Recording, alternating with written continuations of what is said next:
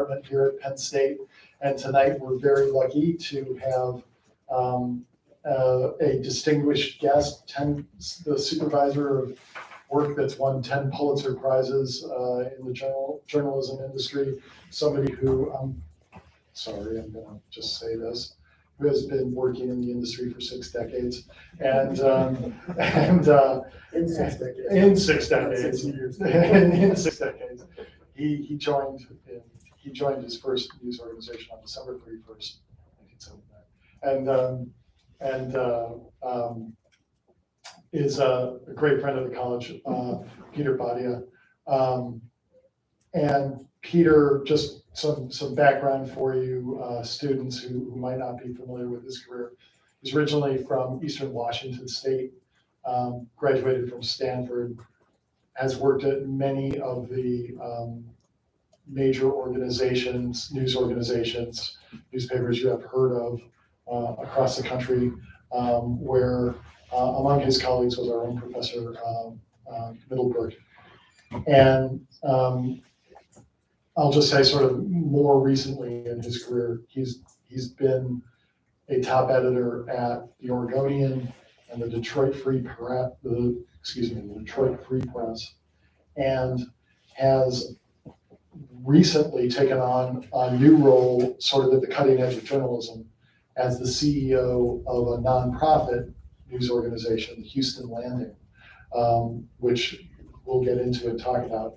But Peter knows a lot about journalism. He knows a lot about the journalism industry, and he's here to sort of talk to you about his insights into the kind of world that you students are going into and where the future will lie for you. And I've had a sneak preview. It's a pretty optimistic view, I think. And so he's going to deliver some remarks, and then he and I are going to do a Q&A, and it'll be immediately open to all of you. So as he's talking, think about things you might want to know. So thanks very much. Let's give him a hand.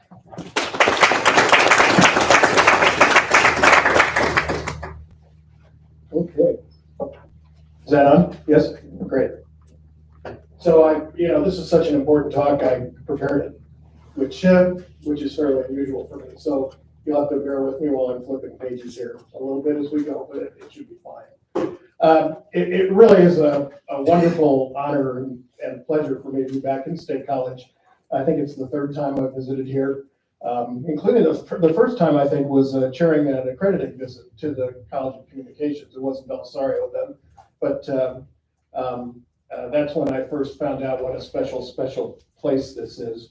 And I'm not back just because I want to go to the Berkey Creamery, but I will at some point. I mean, you just can't come to campus and not go there.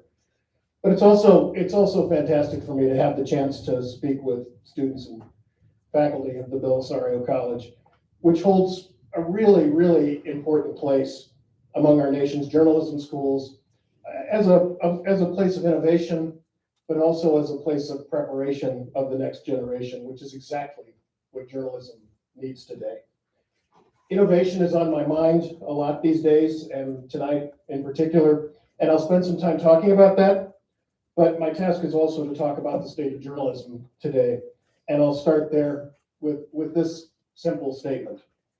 Journalism has never been more important than it is today for the state of our union. Why is that? Because we have to be the truth tellers. We have to be getting to the bottom of the complex issues of the day and holding accountable all those who spew disinformation, nonsense, and lies. We have to be fearless in everything that we do, despite the inevitable attacks that will come on social media or elsewhere. Journalism represents arguably today, I think, the most important line of defense for democracy that our nation has. We have to fight for it every day. And I don't see that as a partisan statement in any way. It is quite simply the truth. So how do we do that? Well, through reporting, of course, fearlessly and fairly. But at a time of such polarization and media fatigue, there's studies that have come out in the last few months that show a lot of people just aren't reading the news anymore. My wife, who's a retired journalist, has retreated into the world of romance novels, which I think is hilarious. But of course, now I get served on Amazon every day a whole list of romance novels. So somebody in the algorithm at Amazon thinks I read romance novels. For the record, I don't. In fact, I just started reading the new book that just came out last week on Biden's first 2 years. That's the kind of stuff I read. But with dealing with the polarization, with dealing with the media fatigue, that's exactly what we're trying to accomplish at where I now work, Houston Landing. It's houstonlanding.org, by the way. It is, it's not an easy proposition by any means, but I wanted to borrow a couple of phrases from my friend Jeff Jarvis, who's a professor at City University of New York. He's an author, and he's, I think it's safe to say, a noted media disruptor. Jarvis said to me the other day, we need to concentrate on greater value. What value do we bring people for their lives and their communities? What new ways do we have to bring that value through community conversation, convening, education, and with other new opportunities provided to us by the net? I would also argue that we need to exercise better judgment in how we report on those who lie to us every day. I understand this falls under the heading of easy for me to say. After all, I run a local news site devoted to local news, not a national publication or a cable TV network. But there's been this nonstop growth of what the Rand Corporation wrote a few years ago in an essay labeled truth decay, which is a phrase I've come to embrace. We need more truthful, deep reporting on all topics, really, but especially on national politics. I get why so many people have turned off the news. I'm sure a significant percentage of Americans are thrilled that football season is here, if nothing else to distract us from all the news, unless, of course, you're a New York Jets fan. Sorry, couldn't resist. I want to put before you tonight what I believe are 10 truths about journalism today, and I'll do it relatively quickly so we have plenty of time for Q&A. But I want to preface this by, I know a lot of you, of the students in the room, are broadcast students. I think what I'm talking about applies to every slice of journalism. I'm a print journalist by birth, and now a digital journalist. But I think that what's going on in the industry crosses across the different platforms of journalism, and broadcasters and non-broadcast journalists have never been closer in terms of the kind of work that we do. So number one, the traditional newspaper model is dying quickly, but don't confuse newspapers with journalism. I'm sure you've seen or heard of the studies that have come out recently that show more than 2,000 newspapers have stopped publishing in the last few years. We'll see a reduction in the number of print days accelerating over the next few years. It probably isn't long until, other than the big national newspapers, we see most publications cutting back to print to just Sunday only, or just a couple of days a week. It's an interesting contrast, I think, at least in some markets in broadcast, with the death of things like soap operas and game shows, that there's actually more news programming on the air on television than has been the case in the past, plus streaming, plus digital sites, which actually is going to create opportunities for people going into the field. I tell you honestly, I love newspapers, always will. I subscribe to a bunch still today: New York Times, Washington Post, Wall Street Journal, Los Angeles Times, Detroit Free Press, and other Gannett publications that I get by being a Detroit Free Press subscriber. San Francisco Chronicle, San Jose Mercury News, the Spokesman Review in Spokane, Washington, which is where I grew up, and my first job was the Oregonian in Portland, and more. But I don't get their print versions, of course. I'm a digital subscriber, and I look at their digital print versions called e-editions. I don't read every word, of course, but I find the news from those communities that I want. Or I get my international coverage fix from the New York Times, or I get my political cravings satisfied from the national staff at the Washington Post. And of course, I get coverage of my beloved San Francisco 49ers from the Bay Area papers. But my point here is that more journalism today than there's more journalism today than there ever has been. It's just not traditional newspapers. It's on the web, flowing from nonprofit and countless other digital enterprises. That's the future, and that's where the jobs will be. And that leads to point number two. Anything short of a full embrace of the digital space is a death sentence. I admit some frustration that so many of our news websites are just places that news organizations post their traditional news stories, traditional newspaper sites as well as broadcast journalists. It's crucial that these news sites fully embrace what digital offers us. Different ways to structure stories, interactive tools, whole new approaches to storytelling, and much more. This is the key for journalism to thrive going forward. It does not mean, by the way, that news consumers won't read longer takeouts on their phones, which is the way that most people consume news now. Just this past weekend, I found myself couldn't put down a two-part series from the Washington Post on an amazingly successful and now under arrest guy called the Maestro, who was fixing pro tennis matches all across the world. I think he was, a guy who came up from, his parents ran a deli, and he's Armenian of descent and grew up in, relatively ordinary circumstances and figured out there was a scam he could run on the world and made millions of dollars doing it. It was an incredible story. Number three, many of today's legacy media companies, with the exception of the nationals, will fade away. It's incredibly sad to see hedge funds and other bad actors buying up traditional newspapers. All they care about is profit, and they will bleed so many of these once proud organizations to nothing. Again, there's hope with the surge of nonprofit sites and other digital startups, but the long-term health of news still seeks a sustainable model, which brings us to number four. And hopefully, happily, when I turn the page, number four is right there. Mad pursuit of page views is not a sustainable strategy. In the digital age, we have countless metrics. The one often most cited or discussed is page views. You click on something, a page view is registered. It's a legitimate way to measure the intensity of interest in a digital post. However, this has given rise to what we all know as clickbait. And news sites have been quite happy to join in the pursuit of big page view numbers because it translates to quick incremental revenue that helps short-term balance sheets.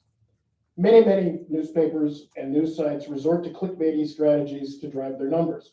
So you get endless, the 5 best hamburgers in town, the 5 best pizzas in town, the 5 best donuts in town, or you name it, in a market. It can also lead to coverage and headlines that maximize the trivial and speak to our baser human instincts. Do we really need to cover every fatal on the freeway? Do we really need to stress the sensational in our coverage and our headlines? In any case, clickbait is a short-term fix that does not provide a sustainable revenue solution. Now, I'll be the first to admit, as a former newspaper editor, that I can't claim eternal purity on these matters. You take the gift when it is given, like the story when I was in Detroit about a duck attacking a golfer on a high school golfer on a golf course. There was video. It was hilarious. Or literally a story about somebody dumping an alligator in Lake Michigan. True story. And it actually was, for those of you who are interested, it was a caiman, which is an alligator-like or alligator-related creature. Somebody with more expert on alligators and crocs and caimans can speak to that. But alligator found in Lake Michigan, who could resist, right? Number five, if you want, I feel like David Letterman. That's, if there's anybody in the room who remembers David Letterman. If you want readership, pursue journalism of substance. To me, this is common sense and not just limited to journalism giants. When I became editor of the Detroit Free Press, I was correctly told that the big needs there were building digital audience and improving the journalism.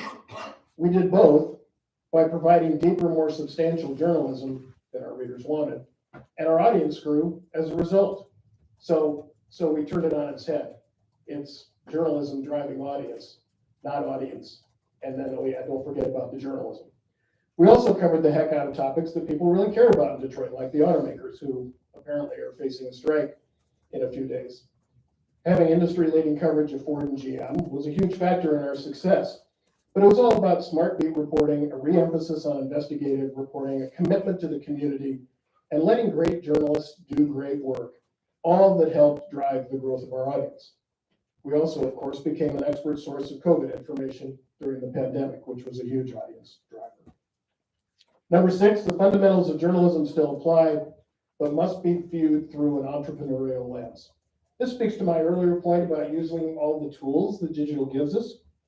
If we want the public to embrace our work, then let's use the technology to make it more accessible. As an industry, journalists talk all the time about the importance of different story forms. Then we post another long story onto the internet with great photography and graphics, sure, but where are the interactive treatments that personalize the work for us? Where are the stories told by video that then segue into the written word? There's a lot of work being done, especially at the biggest papers, biggest news organizations, but our future success depends on all of us making this transition. And this is the hardest part, I think, for traditional news organizations, probably requires to look differently at how we staff news organizations. Not that good writing and reporting will ever go out of style, but maybe we need more people who can do the technological work of journalism as compared to just investing in reporters. That's a really hard thing for me to say as a longtime newspaper writer. Give me an opening, I hire a reporter. That was always my mantra, and I still think that way. But I also now, since I'm running a nonprofit, I think about, well, I'm going to talk about that in a second, so I won't get ahead of myself. So number 7, this is exactly the point. The nonprofit model of which I'm part has a future with sustained philanthropy. Last week, a new $500 billion philanthropic effort to support journalism was announced. Philanthropic efforts have led to the creation of countless new news organizations across the country, from ProPublica in New York to Texas Tribune in Austin to Cal Matters in Sacramento. There are new ones being launched all the time. These include where I work, Houston Landing, a nonprofit, nonpartisan, non-paywall news site devoted to Houston and surrounding communities.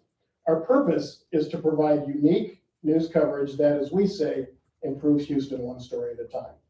We're defined by accountability journalism and by coverage of traditionally underserved communities, particularly important in a place as diverse as Houston, and where the media undercovers communities of color unless a hurricane blows through and floods the neighborhoods. We're supported by philanthropy. I came on as CEO earlier this year, and we've hired development staffers to raise money, audience staffers to help share our work, product staffers to make sure our digital offerings are as strong as they can be, and journalists, of course, lots of journalists. But without those non-journalists supporting us, we can't begin to be successful in the digital space. That's a really important point. So we went fully live in June, and we're up to 40 staffers and about 250,000 unique visitors a month. But the long-term measure of success for Houston Landing isn't going to be page views. It isn't going to be audience numbers. It's going to be the impact that we make in the community. It's a whole new model, and I made a lot of learning for me. 48 years in a newsroom with little experience in fundraising, but this is the way. In Texas alone, there are countless successful nonprofits, San Antonio, El Paso, Fort Worth, and of course, Texas Tribune, and no doubt with more to come. Number 8, the key to success is working to embrace and include community. Part of our mission at Houston Landing is to go to the community, listen to what people say to us, and engage them in the work and our thinking. It's also about staging events in the community. That means just showing up, listening, and building connections. That also means valuing diversity, despite in our coverage and in our hiring, despite the political attacks on DEI these days, especially in Texas. And we're not backing off from those commitments. Number 9 is innovate, innovate, innovate, especially at J schools. I can turn and look once. It used to be newsrooms were places of innovation, and those new techniques and approaches flowed to journalism schools where they were refined and improved. Today, the industry is paddling as fast as it can just to stay alive. And we need J schools to be the innovators, helping us figure out new digital approaches using data, and the future, of course, with AI. So please keep at it. And number 10, whatever you do, don't let AI write stories. I trust you read or heard about the Columbus Dispatch backing off its experiment to use AI to write up game reports on high school sports. The resulting stories were comical. It resulted in awkward phrasing, including Miss Jem calling a game a close encounter of the athletic kind. Somewhere Steven Spielberg was laughing. AI is going to be part of journalism, and smartly used, it can be part of the innovation that sustains us. But let's take the time to figure it out first. So those are my 10 principles. I welcome any conversation about them. Just in summary, journalism is alive and well. We have a ton of challenges today, from misinformation to polarization to news fatigue and everything else I've mentioned. But we also have a responsibility to keep pushing ahead, embracing technology, utilizing it in ways that help disseminate the truth, and reconnecting with all of our citizenry in the best way that we can. We may have to do that one American at a time, and if that's what it takes, then I'm up for the challenge. And I believe that journalism itself is up for the challenge. As I've said many times, there's not much at stake here, it's only the future of democracy. So I'm going to stop there and look forward to the conversation. Thank you very much.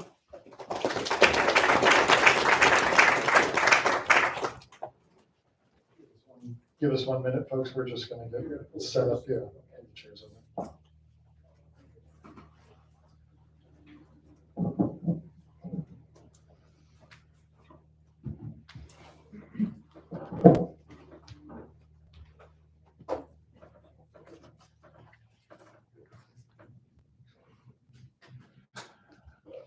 I'm just going to do something I don't normally do during these, and just say right off the bat, does anybody have anything that they're burning to ask and they just want to jump right in? Okay. Peter, really interesting talk. The 10 points are,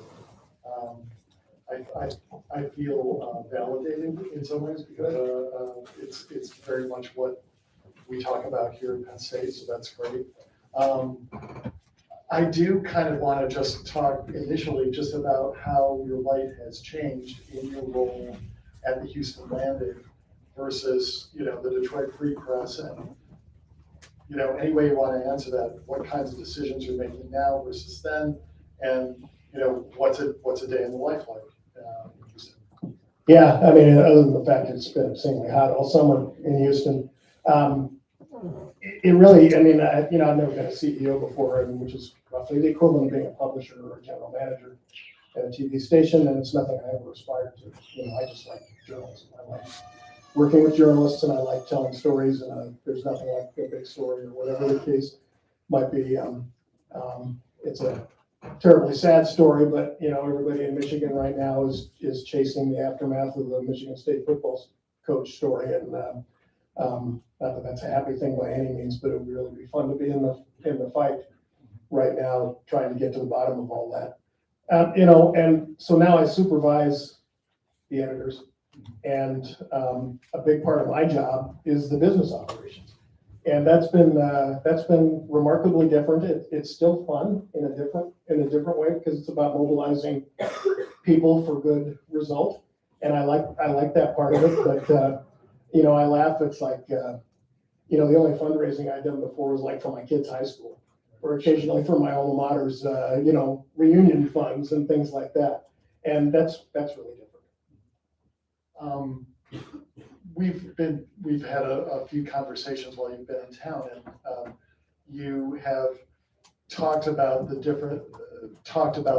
entrepreneurial mindset of some of the developers and people that have been involved in the website, and how that differs from the reporters and the mentality of that. And I got the impression that you feel a little bit like journalism needs to adopt some of that mindset. I mean, it was one of the points. Yeah. Journalism needs to adopt some of that mindset.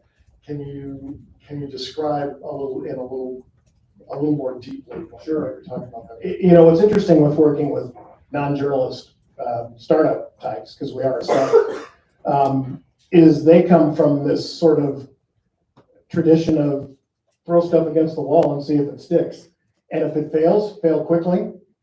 Sort of a principle of the startup world, and move on to the next thing. So, they're great. I mean, they say, yeah, let's try this, let's try that. Could we do this? Could we do that? Should we think about this? Should we think about that? And as journalists, even though we, get criticized all the time for being supposedly liberal politically, as individuals, we tend to be more conservative. tend to be somewhat change averse, tend to, that's partly why there's been so much understandable gnashing of teeth over the decline of the industry and so on. So it's very different. I find myself in some ways trying to pull the journalists along to be more entrepreneurial, to be like the startup types who, really have this attitude that's quite refreshing. Saying, "Hey, if it doesn't work, fine, we'll try something else," and that's really fun. That's cool. Is there anything in particular at the landing that you've been happy about that you tried to do? I don't mean to put you on the spot. No, that's okay. I mean, I think we've hired really well, so I suppose that's slightly self-serving. But we brought in a real mix of people from inside industry and out, a mix of people from Texas and elsewhere, and they're all getting to know each other still. But I think the newsroom is embracing the audience people who bring them intelligence on what's working and what's not with the audience. Doesn't necessarily mean we do the story differently, but at least it gets us to think about, okay, is there a different way to do this? Should we frame up this story in a different way? Is there a different angle we should pursue? It can be that specific. And I actually think that's going pretty well. Do you have thoughts for the students as far as, if you're working in these different types of organizations, is reporting, or do you need to bring a different, maybe a more nimble mindset to that? Yeah, nimble's a great word. I'm of an age that immediately invokes Jack jumps over the candlestick. But I say this to students all the time when I'm on campuses is this is the best time to be coming into journalism. It's also the hardest time to be coming into journalism. Because when I was a reporter, my tools were a pencil, a pad, and a cranky typewriter. And now, of course, in the digital age, you have to be able to do everything. You have to be able to shoot video. You have to be able to be effective on social media, as well as still having to write and report the work or shoot the work, depending on what the situation might be.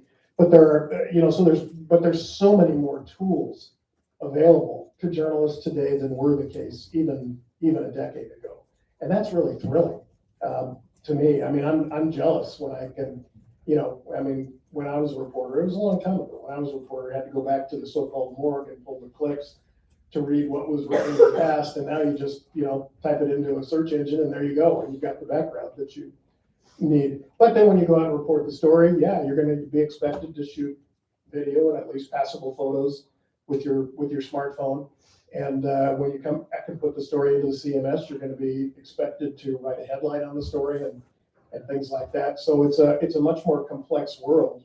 But I think the opportunity that it gives us as journalists is amazing.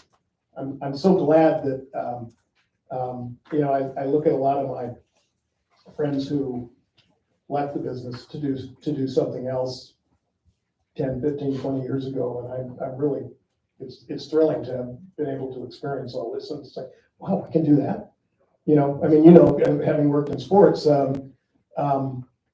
that photographers can transmit photos from the pitch. From the pitch, yeah, I was going to say from Beaver Stadium, but and boom, right onto the web at the Inquirer.com or whatever is just amazing to me, because I remember when we used to have people running film back from the stadium. That was a job. Yeah, that was a job. It was a runner to bring the film back to be processed and et cetera. That's cool. Let me do another offer. Who's got any questions? What are some characteristics you look for in a writer as an editor? That's always such a good question, because skills are so individualistic. And of course, sometimes it depends specifically on the job you're looking to fill. But the things I always look for in an interview with a journalist, and I still interview all of our journalists before we hire them, is that innate curiosity of wanting to know things. It's pretty hard to be a reporter if you don't want to go knock on doors, or if you don't want to ask awkward questions at press conferences, or if you don't want to, confront somebody who's doing something not good, right? So I'm always interested in people with who are curious. It does matter to me where they went to school, because I know what they're getting at Penn State. I know students are coming out of here prepared for the workplace. And I know where the schools are, that's gonna be the case, because I've been around for a while, and I know all the journalism schools and what they offer and where their strengths are, and so on and so forth. So that matters. So you're in a really good place as far as that goes. But, it's always the personality, the willingness to insert yourself into not unsafe, but uncomfortable situations. And, somebody who has that internal drive, and, you can sort of pull that out of people in interviews.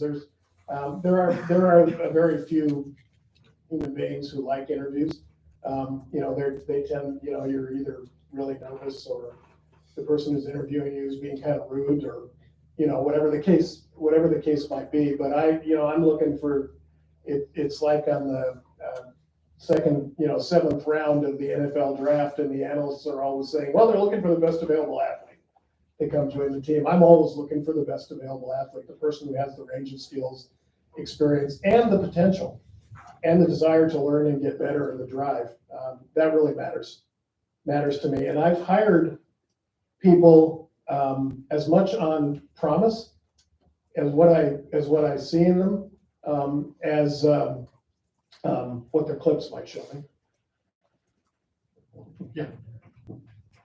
To be that like best available athlete almost, like what are some other fields of studies you suggest journalists, like students, get into just to kind of give them that edge on that resume, or maybe some other activities journal students get involved in? Well, I think one of the things that's really happened over the last couple of decades or longer is that and part of this is the accrediting body, which I was president of for a long time, has relaxed standards and allowed students to take more work outside the major. So having a language is an incredible asset. As you might imagine, in Houston, we're constantly looking for Spanish speakers. But it's also important to have people who speak, the Chinese languages, or speak Vietnamese, or might even speak Urdu or something like that, because we live in such a diverse community. But I also think I'm interested in people who are interested in the world, if that makes sense. So going overseas for a semester is not and you're not working on the paper or something, that term is not a liability. That means you're somebody who wants experience. And maybe one of my regrets as an undergrad is I was too busy being a student journalist to take advantage of overseas studies, and that was a real mistake on my part.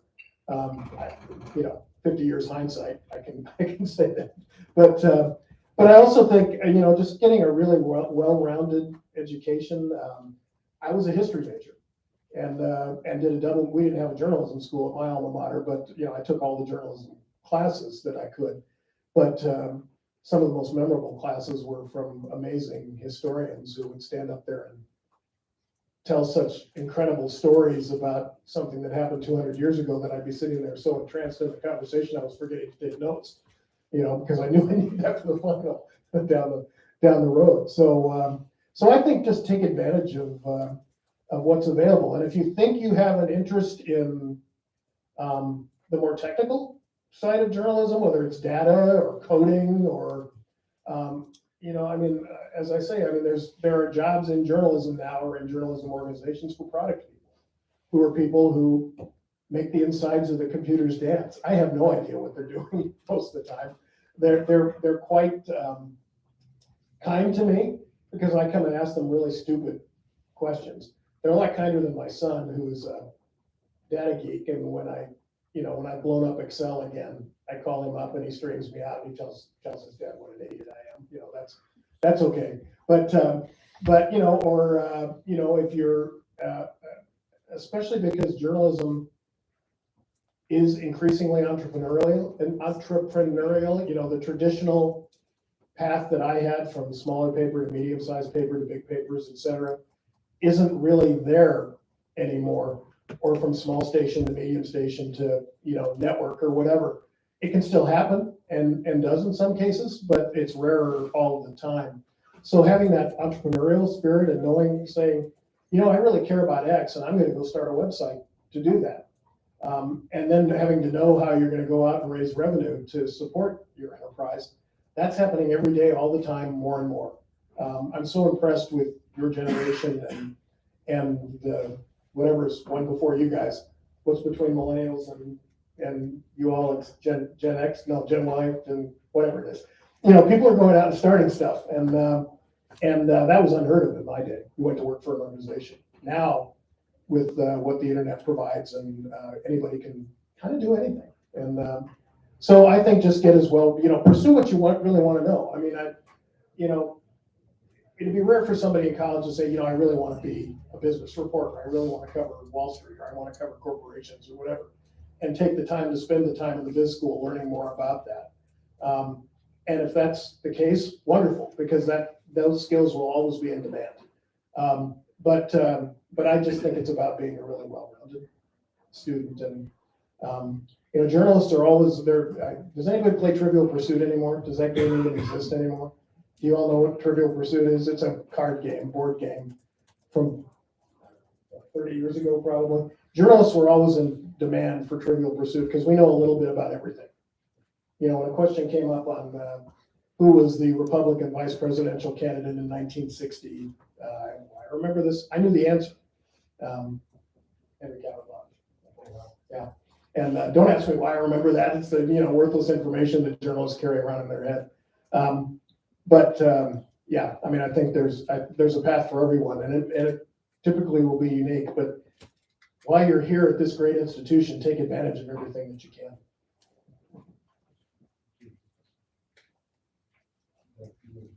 Yeah, we're gonna get a little wide, so That's fine. how do you think incoming journalists can deviate from sensationalizing trivial stories to presenting clear and accurate factual and facts?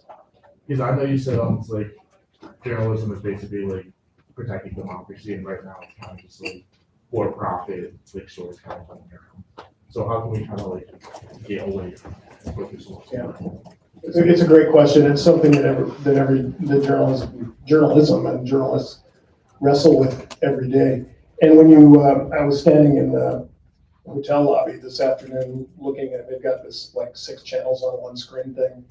And it was really fun to compare the lower thirds of CNN versus Fox News versus MSNBC. You would have thought, actually, the most interesting thing was the hurricane on the Weather Channel, but the different, you'd think you're on a different planet given the different interpretations of what happened today. And so, in terms of the speaker saying that we're going to go ahead with an impeachment inquiry. And so, it's a very difficult question. There's been a huge debate of late within the field and within academic journalism about the whole notion of objectivity. And when I came up in the 70s, objectivity was the be all end all. We have to be able to go into any situation and report on it honestly and fairly and set aside any personal beliefs, biases, or ideas that we might have. That's still true to a large degree, but I think the term objectivity is dated. Because, have you ever met an objective human being? I haven't met him or her yet. And everybody is shaped by, how they grew up, their family, where they grew up, their family's politics, et cetera, et cetera, et cetera, economic strata, what have you. And so it's really important for journalists to think today more about being accurate and truthful and providing context that puts things into as full a picture as can be provided. At Houston Landing, for example, we're not doing any opinion content because opinion content can skew the public's perception. I mean, I think that's well established, even though I love great, great opinion writers, big devotee of David Brooks and the New York Times and so on. But it creates perceptions. And especially right now where, whatever it is, 30% of the country still believes the last presidential election was stolen, when there's absolutely no evidence that that's the case, speaks to the difficulty of the task right now. So I think a lot of it is just by really persistently pursuing the truth. And as we found out, Kellyanne Conway famously said early on in the Trump administration that, well, she was operating based on alternative facts, which I think is one of the great concepts of my lifetime. No, there are facts. And, as journalists, we have to be willing to confront that and say, for so long we were trying to balance out climate change and say, well, there's another side to the story. Well, no, there's not. Climate change is well established by scientific, observation and research. Climate change is real, as we're certainly finding out all the time these days. And so at some point, journalists have to take a stand too and say, these are the facts. We're never going to be able to convince everybody. And I have members of my own family who I love dearly, who passionately believe in some really crazy things, and that there is no evidence of that being true. I've lost, in the era of Facebook, my high school buddies and I are closer today than we lost each other for about 30 years as we went all over the country and did different things. Now we're all back together again and actually do trips together and things like that because of Facebook. I've lost a couple of those guys because they think that I am the enemy of the American people. And it doesn't matter that we grew up together, that we know each other, that we knew our families, that we know our values. And it doesn't matter that even then we probably, came from families with different views of the world, political views, economic views, whatever the case would be. But I can't talk to them anymore. And that's really sad. It's heartbreaking. But because I love these guys. They're my brothers. But and in my case, it's a bunch of guys. The women were much more rational and reasonable, as is always the case. And so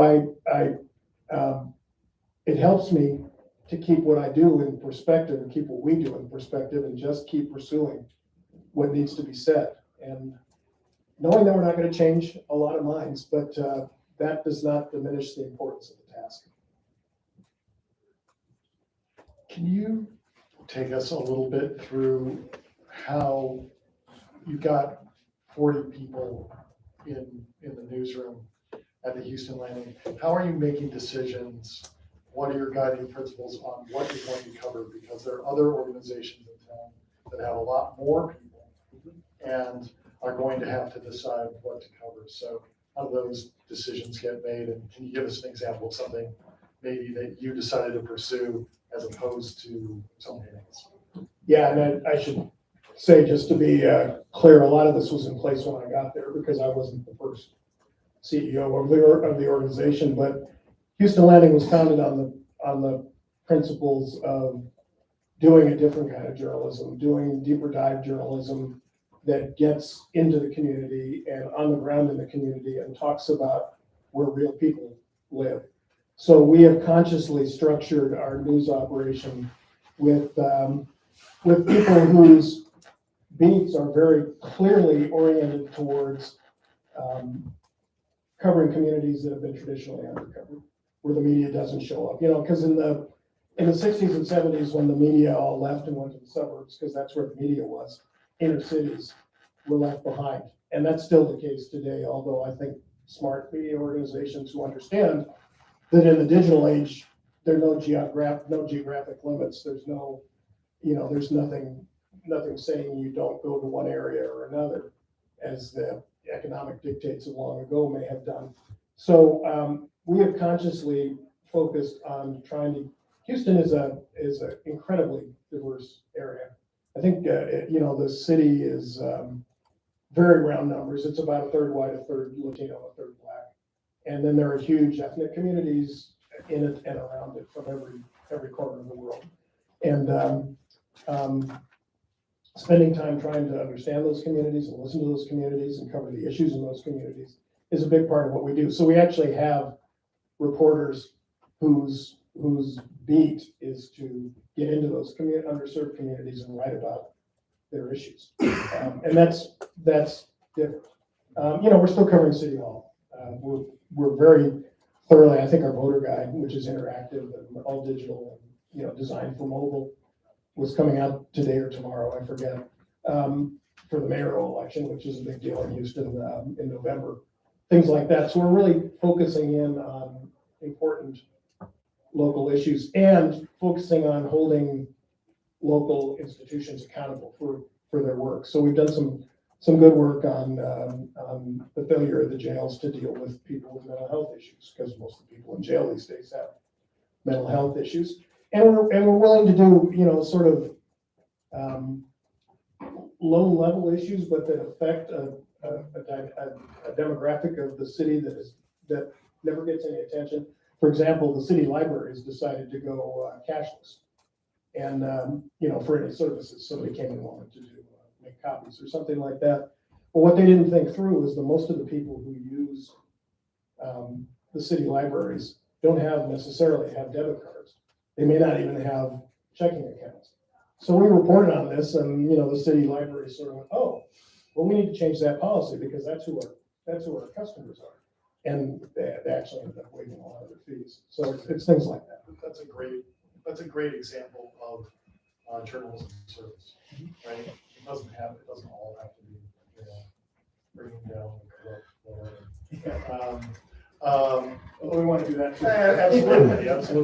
That's a story for another day. I want to ask something that I'm hoping will help some of you guys, some of the students. And that's a thing I find very common as I go through my life and in academia is when you're working with younger reporters and they're trying to do, a big feature, or they're trying to do a takeout, or they're trying to do something with a little bit of a harder edge. There is a lot of trouble just getting started in terms of, oh gosh, it's paralyzing to face the choice of being able to write about anything you want to write about. And it's a little, then you get into sort of, you're going to go commit an act of journalism. What do you tell your less experienced writers about getting into doing something bigger, meatier, tougher? What are some tips you have? Yeah. Well, the first one is relax, because it's a marathon, not a sprint, right? If you're going to do a serious takeout on somebody, it might involve days or weeks of reporting. It's not just gonna drop into your lap. So I always suggest to people, get out and do some initial reporting. Spend a couple of days out talking to people and see if and don't be too wed to whatever your thought the story is. Go out and listen to people and see, because it may be completely the opposite of what you thought the story might be. So get to a point where you can sort of frame up the story a little bit, maybe even start to outline it some, maybe try to write a lead. Although don't be too wed to anything, because in the course of the reporting, things again can just take a 360 turn. You thought it was X and it turns out to be Y. One of my friends who's a really good editor has a technique that she used a lot with experienced investigative reporters, where she'd get into the editing process and turn to them and say, "Do you think the opposite could be true?" Which was, completely flummoxing to somebody who'd been working for a month on something, but sometimes it was. And so I think be patient with yourself and take the time to really suss out what the story is, and then do enough of the fundamental reporting to say, yeah, okay, I've got it, or I don't. And then go into the longer, deeper dive. And I'm a big advocate of outlining. As you get deeper into stories, I just think I learned that from my great friend Jack Hart, who's one of the best writing coaches that there has ever been. And Jack used to meticulously make people outline stories, as well as, he taught narrative arc and all that, the literary journalism stuff. Sure, he's just a brilliant guy. Retired now, living on an island in Puget Sound. But those sorts of things can really help the story. And it will reveal what you don't have as much as what you do have, and that's really important. That's great. Let me open it up again. Anybody have questions? You talked about this in a few for the climate. This might be reiterating the question that's asked earlier, but you think there's something in common between that type of question? Well, it's a really good question. I mean, anybody who really, I've heard stories, and I've been involved in one where people set out to win a Pulitzer. They said, we're going to do a Pulitzer winning project. Well, guess what? Those never win. Because, I mean, I suppose it's happened, right? But reporting in journalism is more serendipitous than that. It's stumbling onto great stories, and it comes from anywhere. And it's finding really unique stories that make people sort of go, oh my God, or, oh my F God, or whatever, that people, that make people sort of say, how did that happen? Or can you believe that? Sometimes it lands in your lap like a natural disaster or something like that. But more often, the really great stuff that ends up winning Pulitzers is incredibly revelatory. It takes you somewhere you haven't been before. And in the course of the reporting, most of the reporters would tell you, we didn't know it was going to lead where it led. There's a great example from when I worked in Portland. When you talk about immigration issues and so on, everybody thinks of course, the Mexican border. And Portland had a nickname of D-Portland because there were direct flights from Asia to Portland. Delta still has them, I think. And people would get off the planes in Portland and wouldn't have the right papers and so on.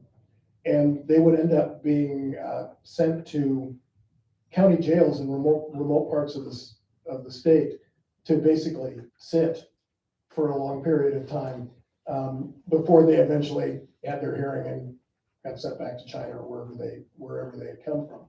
Well, our editors had the real sense to sort of say, okay, well, if this is happening here, what's happening elsewhere? And they ended up doing this major project that analyzed a lot of what was then called the INS was doing, not so much on the border, the southern border, but we looked at the northern border with Canada, and we looked at the way that it was being run locally and how that manifested itself nationally, and that ended up winning a Pulitzer, which was fantastic reporting by a really, really talented group of journalists. But nobody set out to win a Pulitzer. They set out to tell a really good story, and that's typically the case. One interesting anecdote: the LA Times won a Pulitzer. One of the reporters was a friend of mine. When a health reporter got onto a scheme at a sperm bank somewhere in, I don't remember where, Orange County, I think, in Southern California, and the proprietor of the sperm bank was like selling off samples to people, or it wasn't doing due diligence, so on. So it turned out, this health reporter comes back and starts talking to people and gets paired up with an investigative reporter, and off they go, and they expose this whole sperm bank scam.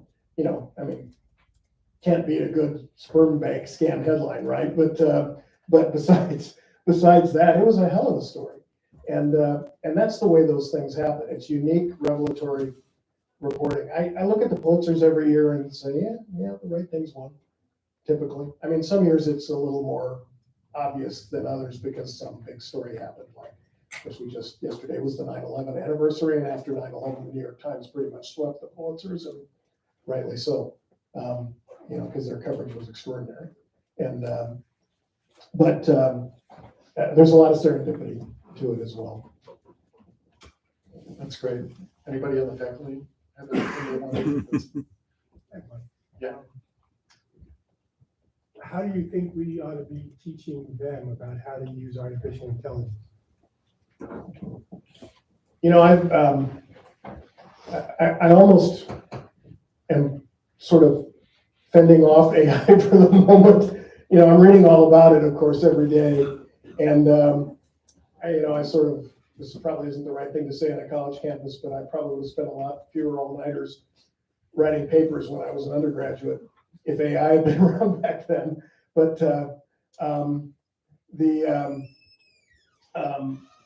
applications of it, there are applications of it that are really logical, and that will be helpful, especially in terms of crunching data or freeing up reporter time to do deeper dives on things that we spend a lot of time on. Some things like as simple as earnings reports or, things that, are sort of mandatory reporting for certain publications, but they end up spending a lot of human time doing these things that can just be compartmentalized, and AI can just spit out. The larger question is how do we incorporate AI into journalism in a way that supports and supplements journalism? Because a lot of the heat and light or lack of light right now is around, is it going to replace journalists? I don't think that's the right question. I think the right question is, how can we use AI to make journalism better? And that's a completely open question at this point. I always, it's always so great to visit journalism schools and see how they, over the last first curricula were updated to deal with the digital world and all that we had to teach. And then data came along and everybody was figuring out how to teach data. And now there's so much specialized journalism around different areas that's really been successful for getting a higher level of journalism in places like sports that traditionally may not have had that. So now here's AI, and here's a whole other iteration that journalism schools have to figure out when we as a society don't really even understand it yet. And so I don't know, but we all know it's coming, and it's at the front door knocking. So we're gonna have to figure that out. Personal take. I think it's creating anxiety in the journalism community, partly because there are a lot of people in journalism who remember the birth of the internet and how botched that was from a journalistic perspective, and everyone's terrified that they're going to do it again.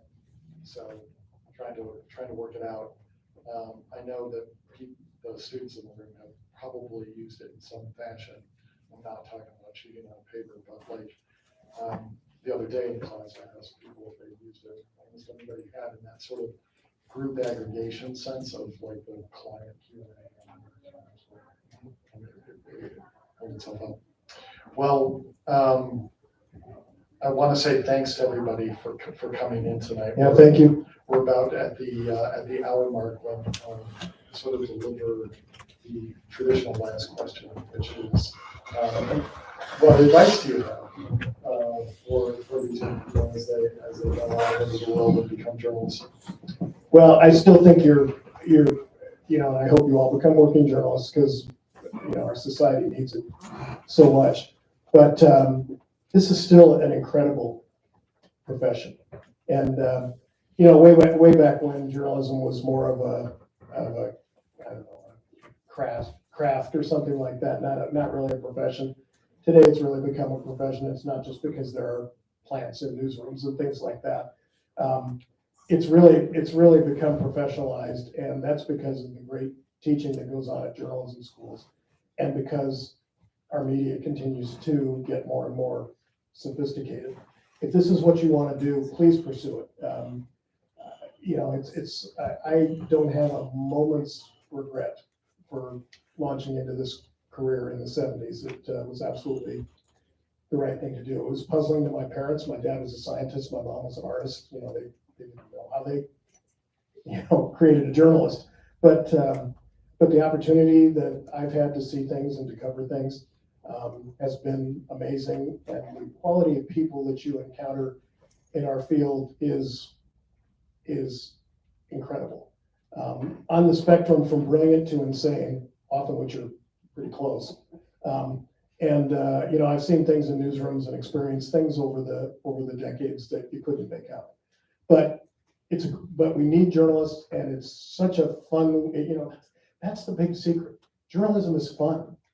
I'm really glad you said that. I have so many friends who went into other professions and they made a lot of money, and I admire them, but man, it sounds boring what they were doing. Because, in journalism, every day is different. Every story is different.